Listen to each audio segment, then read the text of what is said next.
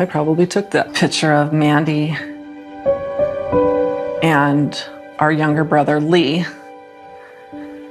This has got to be up in Palmer, Alaska, in the wintertime, in the snow. We loved to play in the snow and ride horses. It was neat. That wintertime in Alaska, we'd tie a sled to my horse. We'd ride around the yard, taking turns pulling each other on the sled. That was a lot of fun. My sister loved animals, and she loved cats and horses. It was our one thing that we really connected with was horses and cats. Horses and cats were our thing. Mandy was very confident and happy kid. She had lots of friends, and she was very active. Mandy's personality, I would say vivacious. She was a hard worker at everything she did. When she committed to something, she really committed to it, and succeeded at so much of what she did, too. The day after Thanksgiving, on November 24th, 1989, Mandy left with Kyra, our German Shepherd, for her run down to the end of the road and back, down to the river. Mandy never came home. She would have fought off attackers, so we believe that it would have been through force, like a weapon of some type, to get her into the vehicle to kidnap her. Mandy's dog was very protective, but if the dog is overcome by force or weapon was forced away from her, I think the dog would have not been able to defend her. My mom was calling everybody. She called all of her friends, and they didn't know where she was. Mandy's not someone who would just take off. We knew there had to be foul play.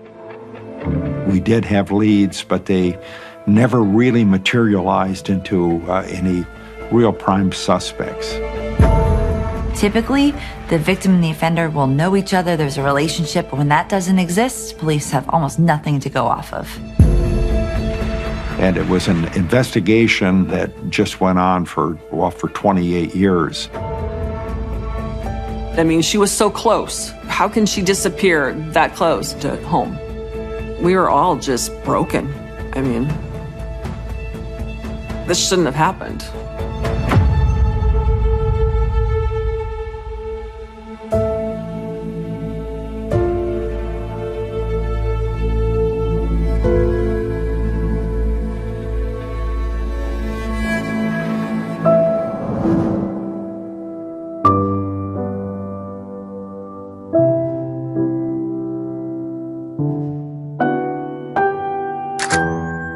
It's a picture of Mandy and I and my older sister, Mary Alice, who had just graduated. It was a happy day. Mary Alice is 7 years older than I am, which means she's 10 years older than Mandy. Mandy was born in Anchorage, Alaska on April 16th, 1971. Back then, we were just kind of your normal family. Mom was home and Dad worked. In 1974, my parents divorced, and my mom moved out and took with her Mandy and left me and Mary Alice and Brent with our father, Glenn. In 1983, my family moved to Washington from Alaska.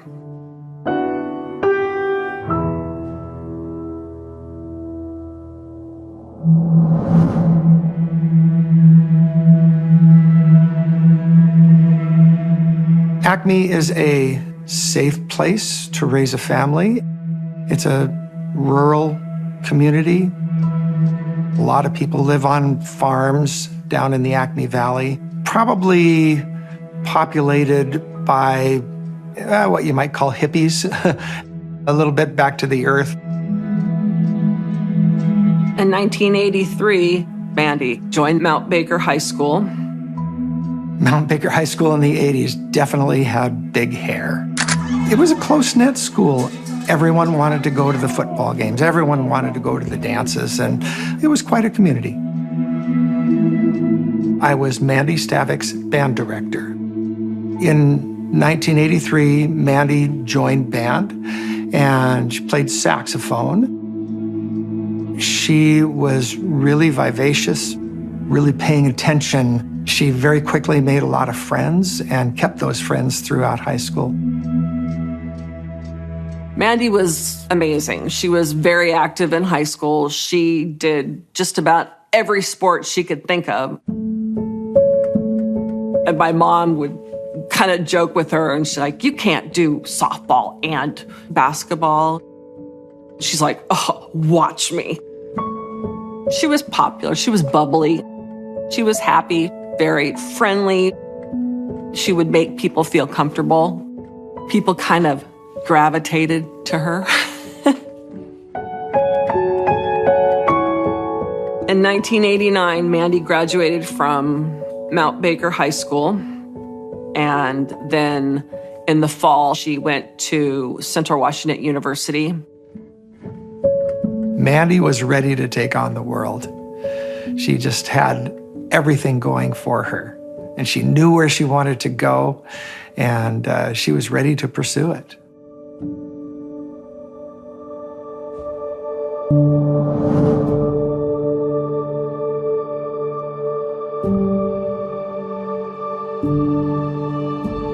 Mandy and her roommate came home from Central to spend the Thanksgiving holiday with the family. I remember hearing her talk with my mom about, school and how much fun she's having and, her plans. But right now she was more focused on who she was going to get together with and reconnect with after Thanksgiving.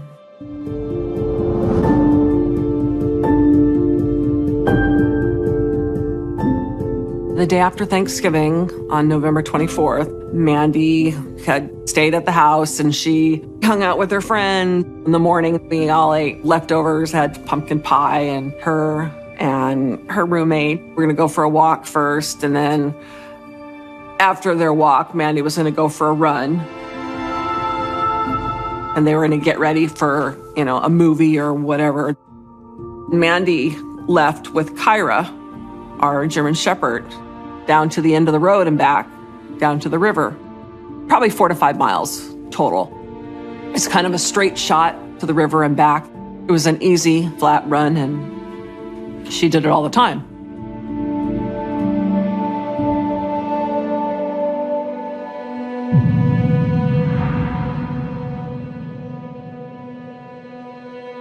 I do remember my mom calling me and telling me that Mandy was missing.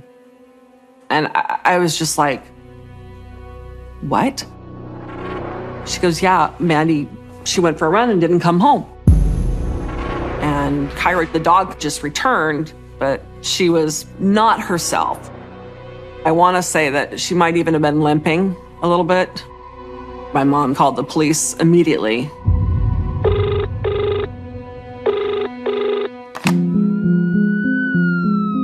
Being a police officer means to me serving the community and just making the community safer for myself and my family to live in. I started out as an explorer with the Bellingham Police, and I was hired by the Sheriff's Office in January of '89.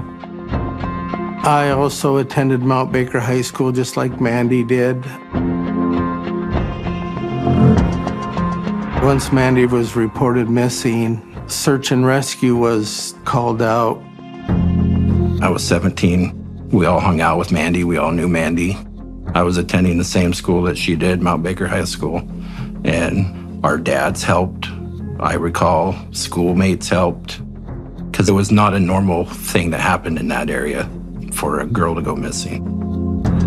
Mandy started at her house, which is behind me, and then ran in this direction. A lot of the times her mom would ride her bicycle with Mandy. She just didn't happen to be riding that day. They told me right away that this young woman was missing. They were really very fearful that something had happened to her.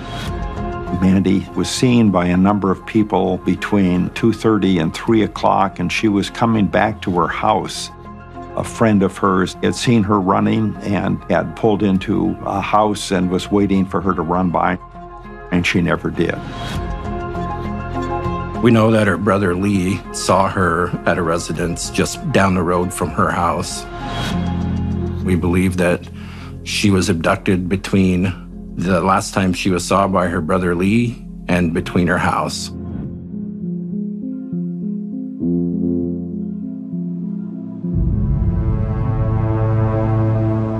Mandy's dog had come home alone, and the dog was covered with silt on his hindquarters and looked like it had gone through a traumatic event. The neighbors and communities got together. There was 15 or 20 people that searched the roadway, the railroad tracks, the area within the home, and the route that Mandy normally ran. The resources to look for Mandy were citizens, family, friends, horses, helicopters, and they had a boat in the river. We had a human tracker that went out that night, and he was trained to look at dirt alongside the road. And he found traces of a car stopped, and a person got in on the passenger side, and alongside the vehicle was a ditch, and it was filled with water and silt. The family dog was cowering and wouldn't come with the tracker to go down, so we felt that she had been taken at that location. We thought the dog had been kicked into the ditch, and that's why the dog had silt on it. As a family, we didn't have any information other than, that she's missing and they're looking, but they did keep us up to date, obviously, but I seem to kind of wave between total denial and hysteria, and I haven't been able to sleep, and you remember all the things you read in the paper, the Ted Bundy and the Green River killings and all of these terrible things, and all you can think of is, it doesn't happen to you. It doesn't happen here on Strand Road, but it did. We kept hoping. You want to hope for the best. And of course, that didn't work out well.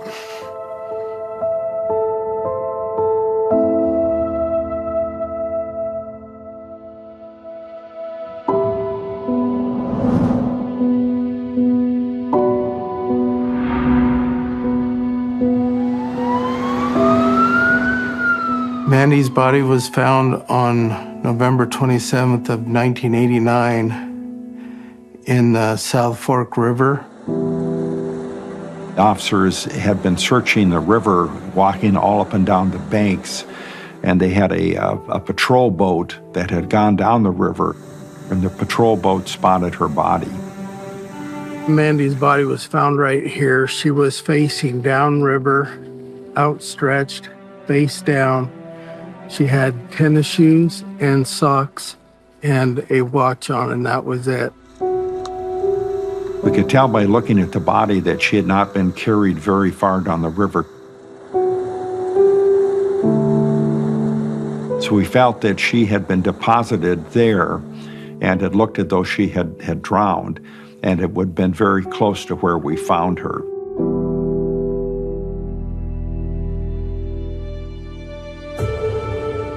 One of the hardest parts of the job is notifying family members that their loved one has passed or died. I was at home with my mom, kind of waiting, and the police arrived and let us know that they found her body. I was shattered. I was just absolutely floored and shattered. I was mad that this was happening. I remember running out into the field behind our house and just screaming, just guttural, as loud as I can and as long as I could. Just anger, like, at everything God, why, how could he let something like this happen to us? On Monday, after school, we had another staff meeting, and we kind of knew it might be bad news. And we went to the meeting, and it was announced by our principal that Mandy's body had been found. It was devastating to find out she had died. Such a vibrant young lady, seemingly for no reason, had died. It was a very somber moment. There were people crying. Just total shock for everybody.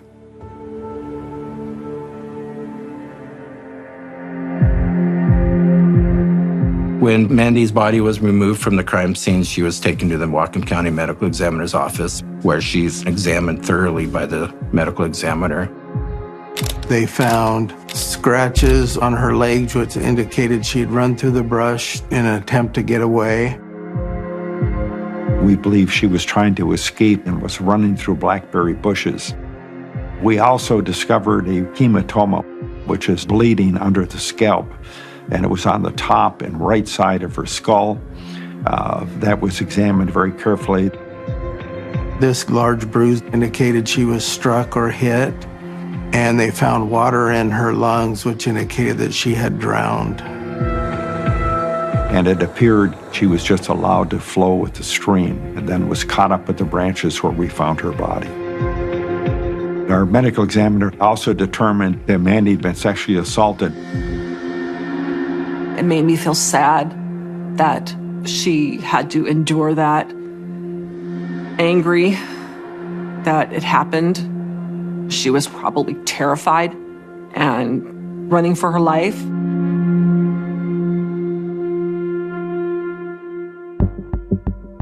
The crime scene where Mandy's body was found was important to preserve evidence in the form of footprints in the sand, to do canvass of the area for clothing or objects or anything to that effect. At that time in 1989, DNA was a new testing program that the FBI was doing mostly. The FBI worked with us in the laboratory and the sheriff's office and came up initially with a couple of suspects. And I got search warrants for them, and we cleared them through DNA analysis, and we eliminated them from the investigation.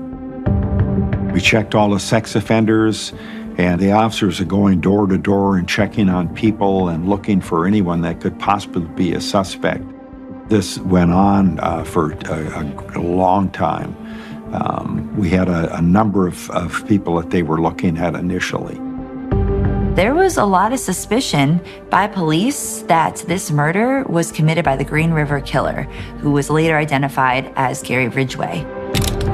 The Green River Killer would prey on women running in rural areas on trails outside of Seattle. He would attack them, rape, and murder them.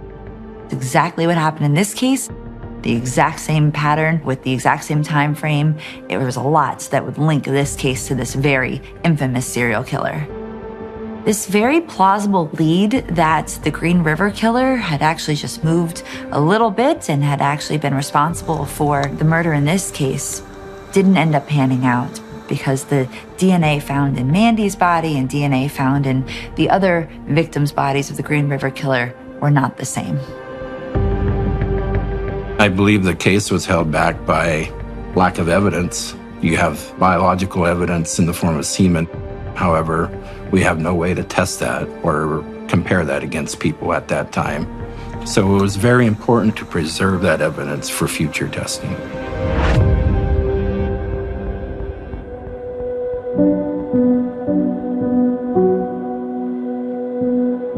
After finding out that Mandy had died, we were all devastated, from 7th graders to 12th graders in this little tight-knit community. The whole community was really impacted by this murder. And to think that a beautiful young girl who was so filled with promise could be abducted, raped, and then killed was just shocking. Mandy's death destroyed my mom. Absolutely. Losing a child is just unimaginable. And part of her was killed too. My mom, who is 88 now, she's starting to have signs of dementia. As far as memories of Mandy, her forgetting that is, in my opinion, maybe a good thing, because memories of Mandy are painful, and I don't want her to be in pain.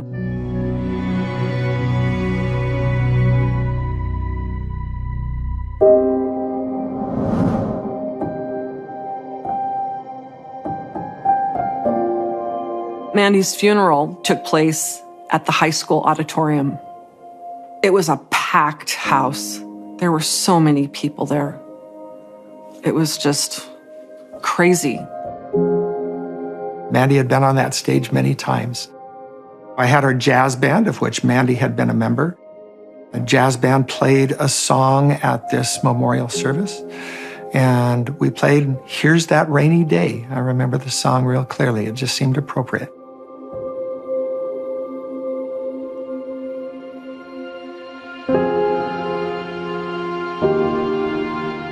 The investigation turned to who haven't we talked to in this area?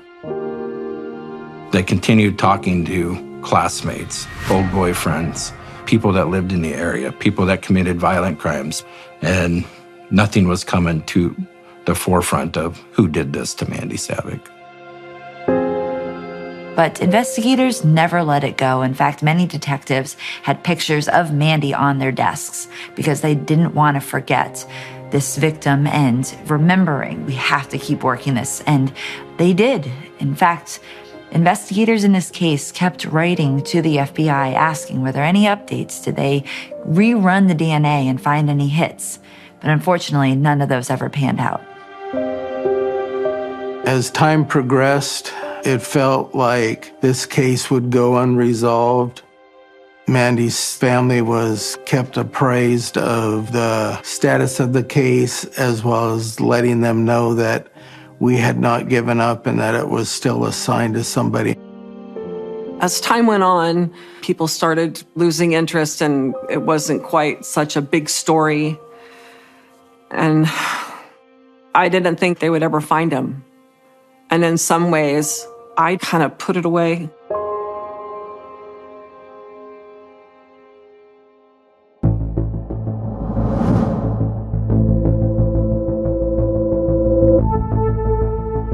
I was assigned as a primary investigator to Mandy Stavik in 2007. I feel a case that happened 20 years ago versus just happening are equally important.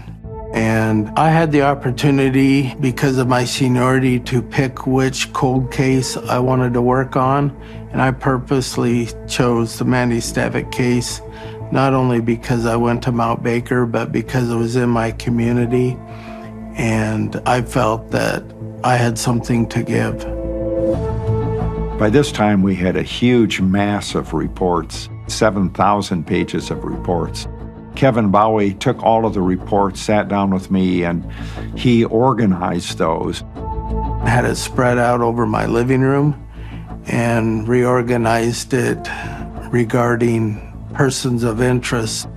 There were still 20 to 30 people that needed to be contacted, as well as one person needed to be followed up on. I visited Mandy's family on several occasions, as well as making phone calls to let them know that I was still assigned and that I was not going to give up. Every couple of years or so, they would touch base with us and say, hey, we haven't forgotten. We're still looking,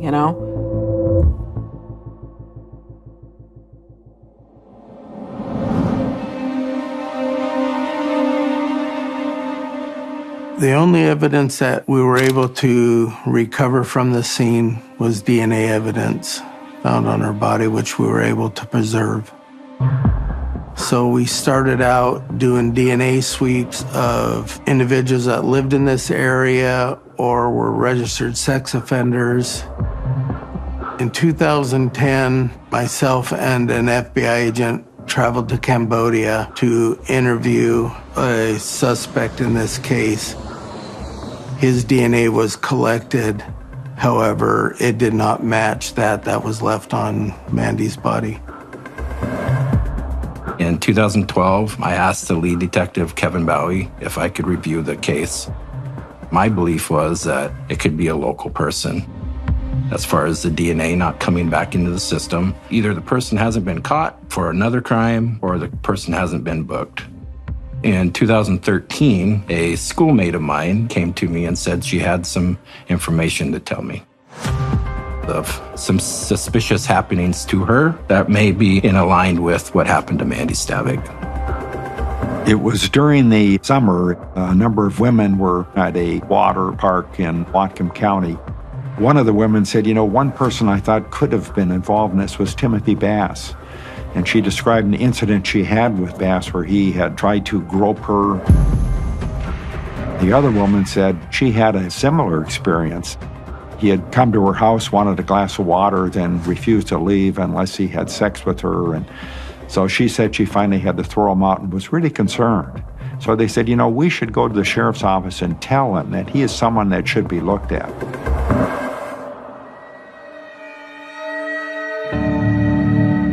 Both of the women that came forward described Tim as being odd, antisocial, and sexually aggressive.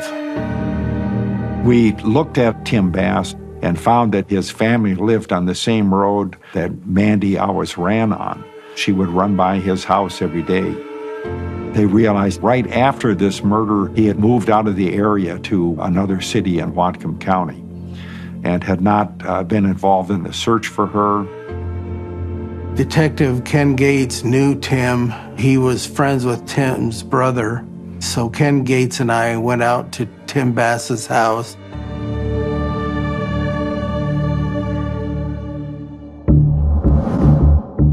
During that contact, it was very odd to me. He claimed he didn't remember who Mandy Stavik was, even though it was a huge case for the community. It was odd to me that he would make that statement. We knew from other people that he had watched her play basketball. She was a star basketball player in high school. So the fact that he said he didn't know her was really suspect. He kind of looked up at the ceiling and repeated Mandy's name a couple of times, saying, Mandy, Mandy, kind of like pretending to search for who she might be. And then made the comment, oh yeah, she's the gal that they found in the river, right? We asked Tim Bass at that time in October of 2013 for his DNA sample. He refused. He did mention that he watched crime shows and saw innocent people go to jail. We left his house knowing that that was his frame of mind. Now, that could be a sign that he is guilty, but it could also be a sign that this is someone who wants their civil rights respected.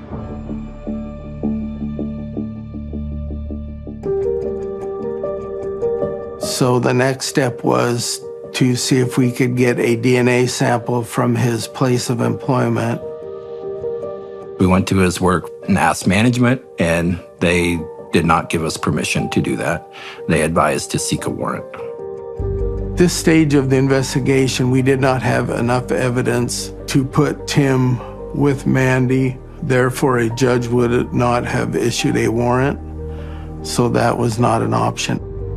From 2013 till 2017, we kept an eye on Bass. We even went out and followed Tim during his delivery route, waiting for him to discard an item which would have had DNA on it. Unfortunately, he never discarded an item, and he wore rubber gloves. The impact of Mandy's murder affected our whole family. It made me more guarded, more skeptical of people. Just made me less trusting. I worried about my daughter and wanting her to be careful. I know that they were still working on it and they didn't have a lot to go on. It was frustrating.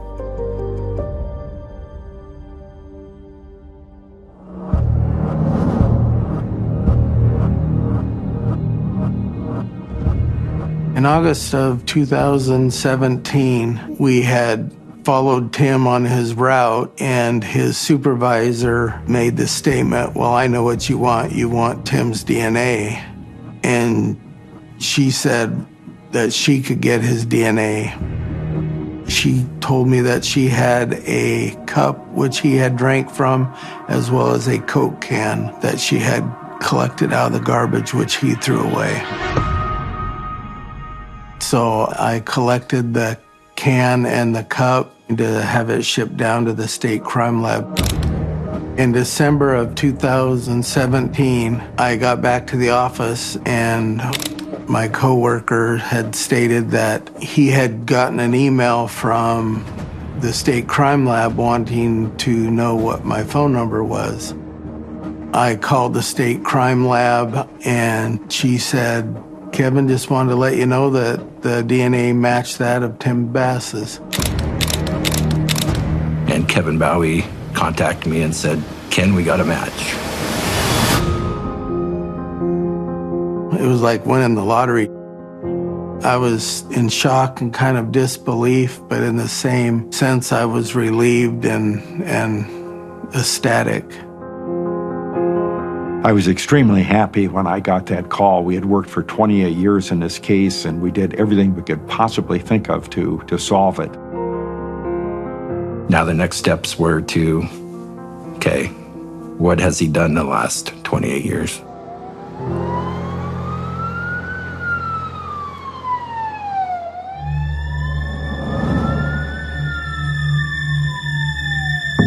We developed a strategy to arrest Tim Bass. We did not want to have an incident at his house because he had children, he had his wife. So it was decided that we would take him down at his place of work. We drove out to Tim's place of employment. It was about 8 o'clock in the morning.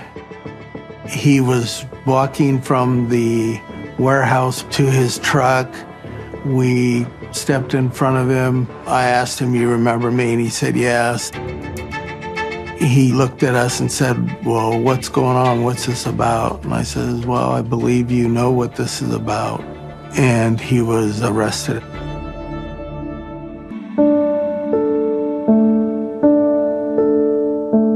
It was in the afternoon.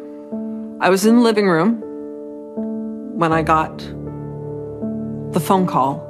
And he said, we found Mandy's murder.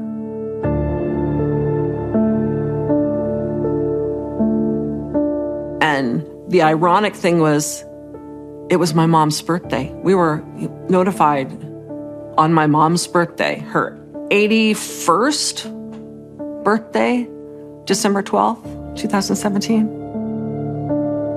It's like, man, what a birthday present. I was in the band room at Mount Baker High School. I checked my email and I saw that they had arrested someone in Mandy's case. First thing I see is as I scroll up is Mandy's picture, and I just jumped away from the computer because I was not expecting that.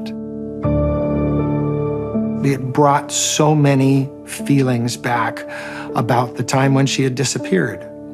And throughout all those years when nothing was happening.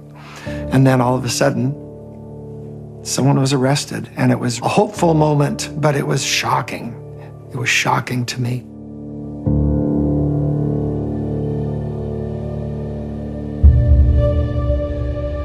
Tim Bass was brought into the station where detectives interviewed him.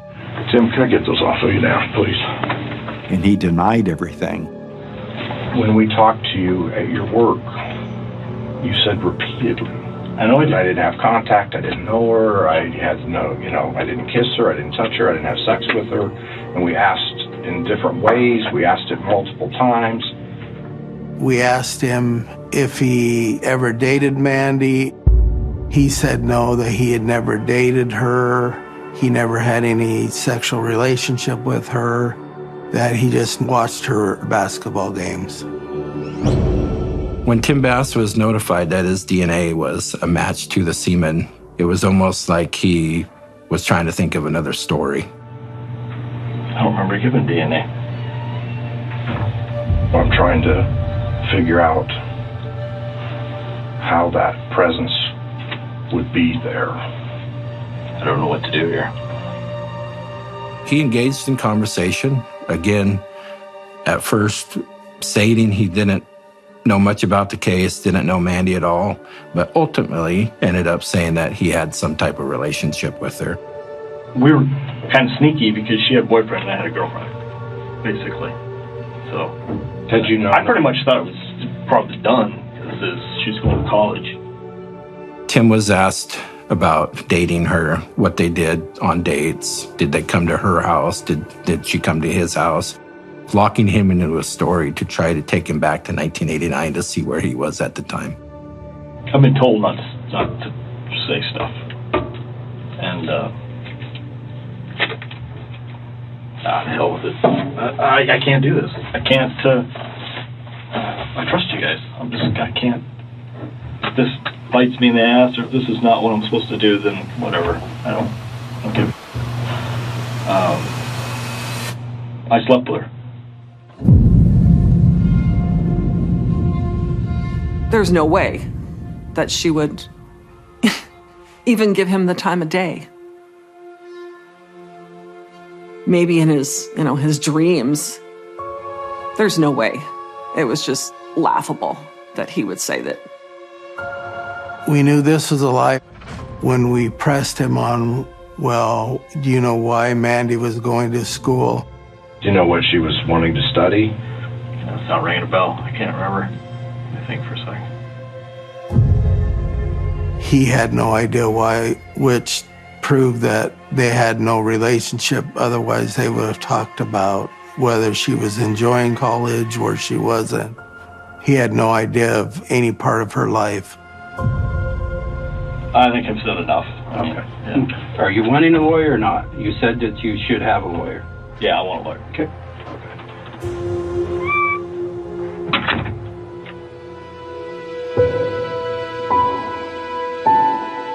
I knew by the evidence we had probable cause, and I felt we had enough evidence to convict him.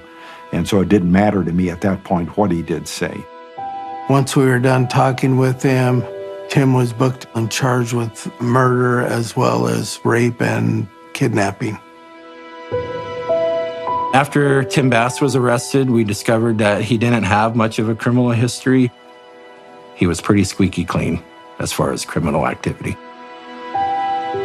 I was going to retire at the end of 2018, but I've worked on the case for, at that point, 29 years, and I really wanted to see it concluded. So I came back and tried it in May of 2019. It was an extremely important case, so I was very, very happy. In fact, I did it as a volunteer.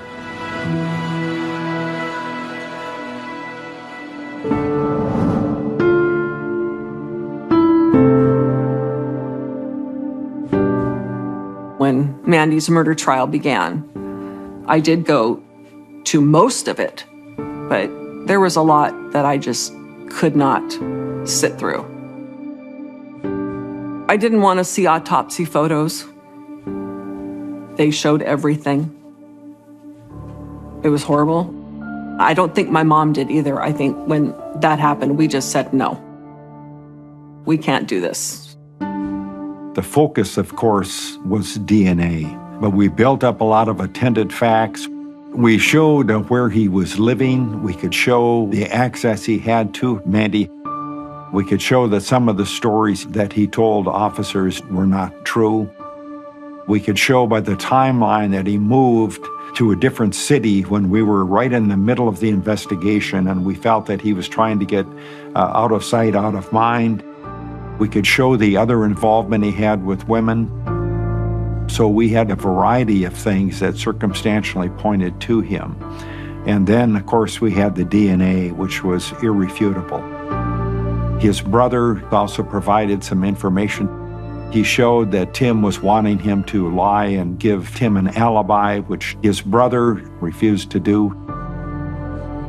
The first time that I saw Tim at the trial, my feelings were anger, disgust that he got to spend the last 28 years free after doing what he did. I was mad. I was angry. I met with Mandy's family on a number of occasions.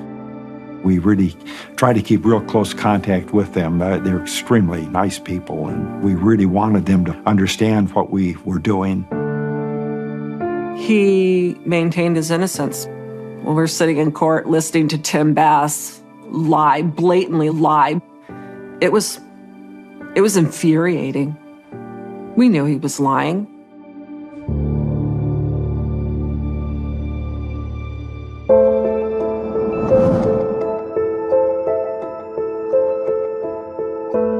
I was a little concerned that he may get away with it, but in my heart of hearts, I knew that the jury would be able to put everything together and come up with a guilty plea. On May 24, 2019, Tim Bass was sentenced to 27 years in prison.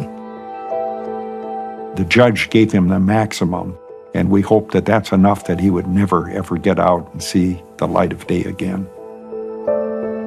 After the trial, we met with the family. They were delighted, overwhelmed, emotional about the verdict and the sentencing of Tim Bass. Seeing Tim being sentenced was quite a relief. We were very appreciative to all of the juries. We said thank you to every single one of them. I'll never be able to forgive Tim Bass for what he did to my sister. Never. I hope the guy rots in jail. I was in the same room that I used to teach Mandy in when I found out the verdict. I cried. I just burst into tears. This case made it more personal because I went to school with her. Mandy was a smart person, always nice to me, always nice to people. The last memory I have of Mandy is walking down the aisle during graduation.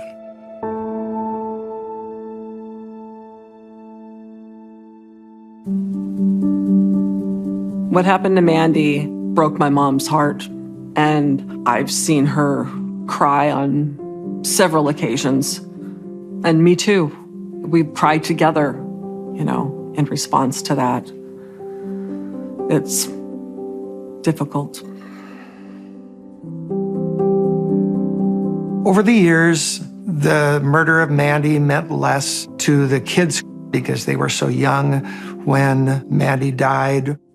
The one place that we would get discussion going in the band room at Mount Baker, there's a plaque with Mandy's picture, and kids periodically would ask, what's this all about? So we'd tell the story then.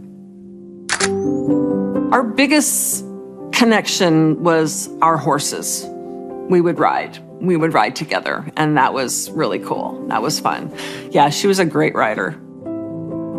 She was definitely an all-American girl. I really question whether justice is ever served when somebody's killed or murdered. But I'm glad that Mandy's story is still alive and that her memory is still in everyone's heart and on their minds. If I could say one last thing to Mandy, it's just to let her know that I love her. You don't always say it, it's kind of an assumed thing, but it'd be nice to be able to tell her that I loved her.